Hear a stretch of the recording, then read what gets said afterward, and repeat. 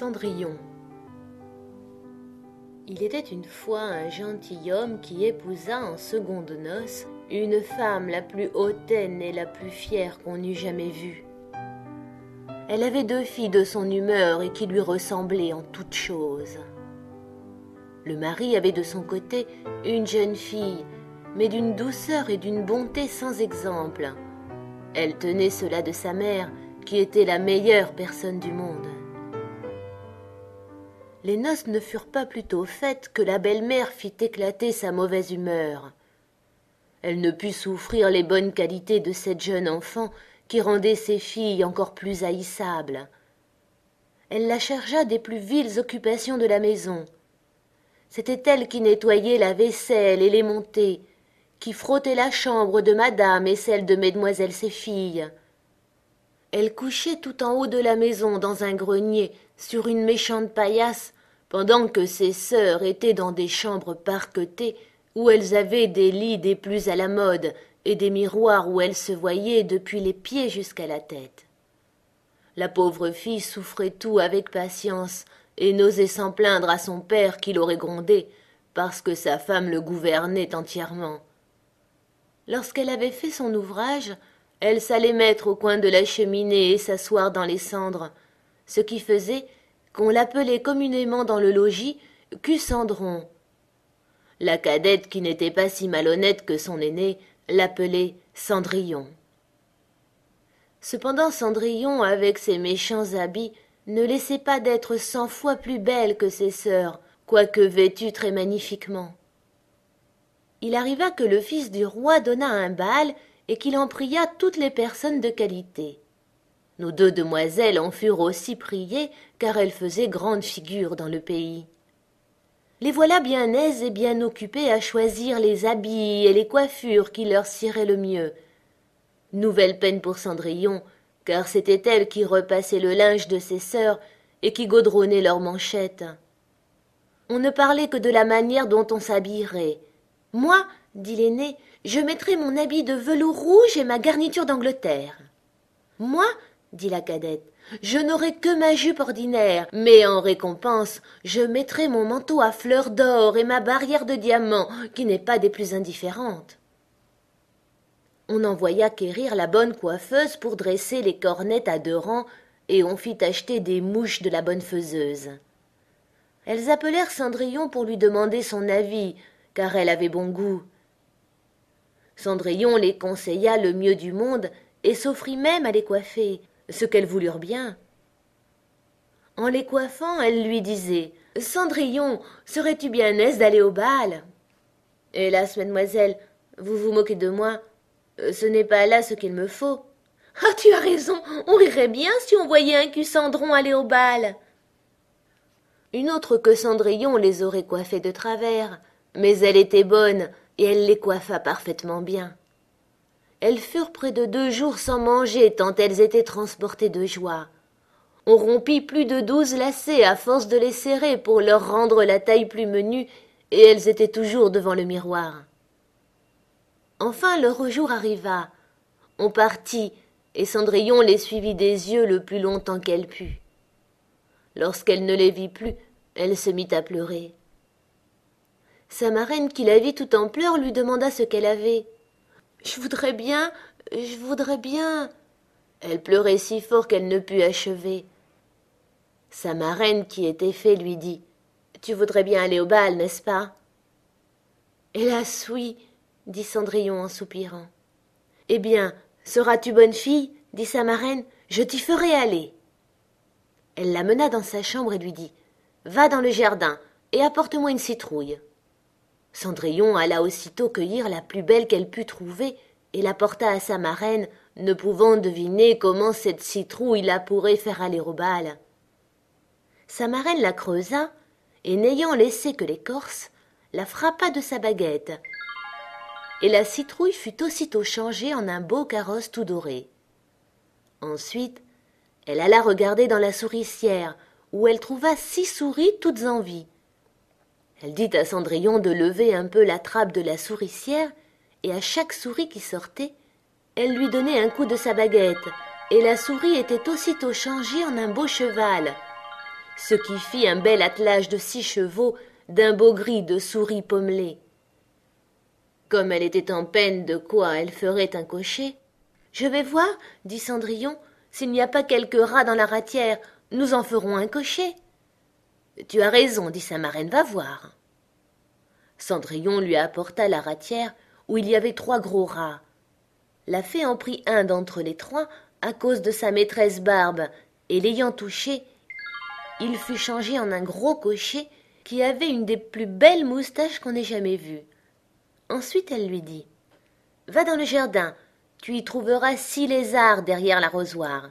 Apporte-les-moi. » Elle ne les eut pas plutôt apportés que sa marraine les changea en 6 laquais qui montèrent aussitôt derrière le carrosse avec leurs habits chamarrés et qui s'y tenaient attachés comme s'ils n'eussent fait autre chose de toute leur vie.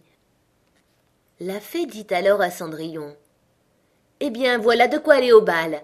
N'es-tu pas bien aise ?»« Oui, mais est-ce que j'irai comme cela avec mes vilains habits ?» Sa marraine ne fit que la toucher avec sa baguette, et en même temps, ses habits furent changés en des habits d'or et d'argent, tout chamarrés de pierreries. Elle lui donna ensuite une paire de pantoufles de verre, les plus jolies du monde.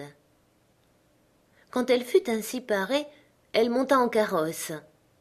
Mais sa marraine lui recommanda, sur toute chose, de ne pas passer minuit, l'avertissant que si elle demeurait au bal un moment davantage, son carrosse redeviendrait citrouille, ses chevaux des souris, ses laquais des lézards, et que ses beaux habits reprendraient leur première forme.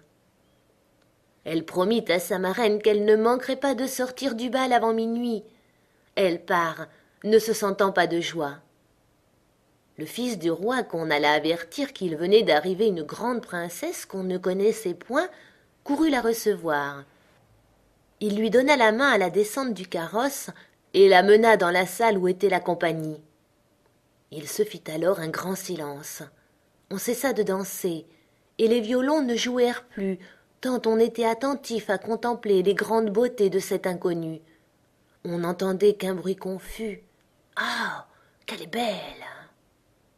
Le roi même, tout vieux qu'il était, ne laissait pas de la regarder et de dire tout bas à la reine qu'il y avait longtemps qu'il n'avait pas vu une si belle et si aimable personne. Toutes les dames étaient attentives à considérer sa coiffure et ses habits, pour en avoir dès le lendemain de semblables, pourvu qu'il se trouvât des étoffes assez belles et des ouvriers assez habiles. Le fils du roi la mit à la place la plus honorable, et ensuite la prit pour la mener danser. Elle dansa avec tant de grâce qu'on l'admira encore davantage. On apporta une fort belle collation, dont le jeune prince ne mangea point tant il était occupé à la considérer. Elle alla s'asseoir auprès de ses sœurs et leur fit 1000 honnêtetés. Elle leur fit part des oranges et des citrons que le prince lui avait donnés, ce qui les étonna fort, car elle ne la connaissait point. Lorsqu'elle causait ainsi, Cendrillon entendit sonner 11 heures 3/4. Elle fit aussitôt une grande révérence à la compagnie et s'en alla le plus vite qu'elle put. Dès qu'elle fut arrivée, elle alla trouver sa marraine, et après l'avoir remerciée, elle lui dit qu'elle souhaiterait bien aller encore le lendemain au bal, parce que le fils du roi l'en avait priée. Comme elle était occupée à raconter à sa marraine tout ce qui s'était passé au bal, les 2 sœurs heurtèrent à la porte. Cendrillon leur alla ouvrir. « Que vous êtes longue à revenir, » leur dit-elle en bâillant, en se frottant les yeux et en s'étendant comme si elle n'eût fait que de se réveiller. Elle n'avait cependant pas eu envie de dormir depuis qu'elle s'était quittée. « Si tu étais venue au bal, » lui dit une de ses sœurs, « tu ne t'y serais pas ennuyée. Il est venu la plus belle princesse, la plus belle qu'on puisse jamais voir. Elle nous a fait 1000 civilités, elle nous a donné des oranges et des citrons. » Cendrillon ne se sentait pas de joie. Elle leur demanda le nom de cette princesse, mais elles lui répondirent qu'on ne la connaissait pas, que le fils du roi en était fort en peine et qu'il donnerait toute chose au monde pour savoir qui elle était. Cendrillon sourit et leur dit « Elle était donc bien belle ? Mon Dieu, que vous êtes heureuse! Ne pourrais-je point la voir ?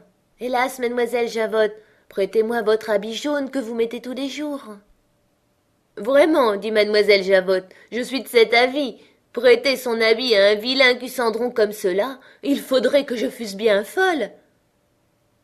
Cendrillon s'attendait bien à ce refus, et elle en fut bien aise, car elle aurait été grandement embarrassée si sa sœur eût bien voulu lui prêter son habit.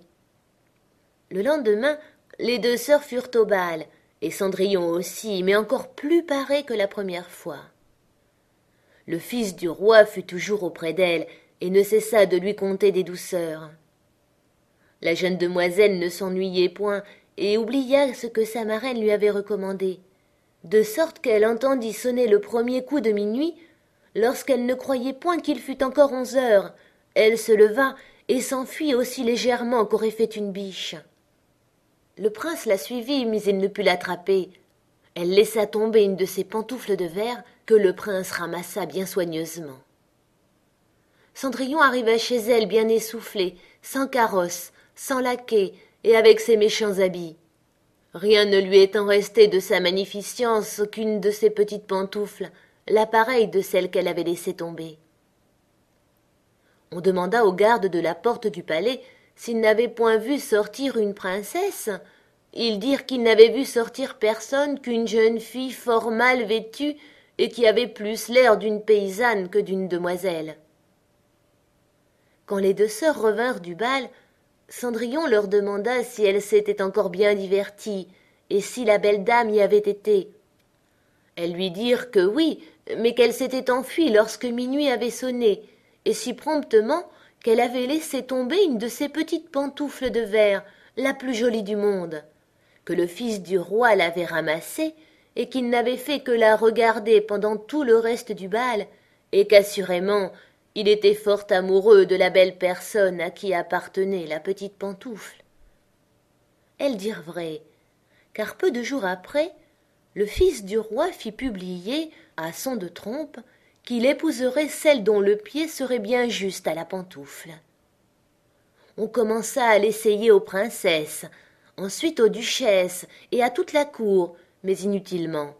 On la porta chez les deux sœurs qui firent tout leur possible pour faire entrer leurs pieds dans la pantoufle, mais elles ne purent en venir à bout.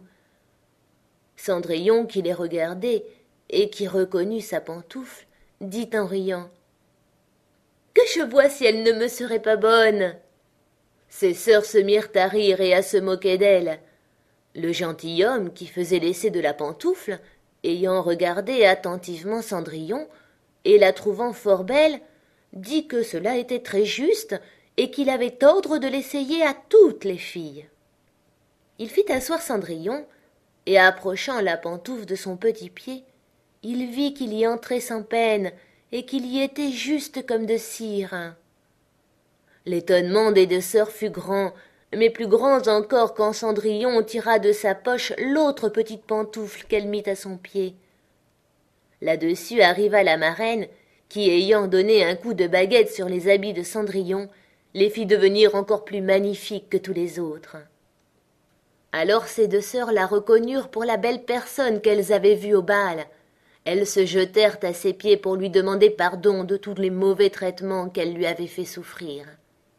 Cendrillon les releva et leur dit, en les embrassant, qu'elle leur pardonnait de bon cœur et qu'elle les priait de l'aimer bien toujours. On la mena chez le jeune prince, parée comme elle était. Il la trouva encore plus belle que jamais, et peu de jours après, il l'épousa. Cendrillon, qui était aussi bonne que belle, fit loger ses deux sœurs au palais et les maria dès le jour même à deux grands seigneurs de la cour. Moralité. La beauté pour le sexe est un rare trésor.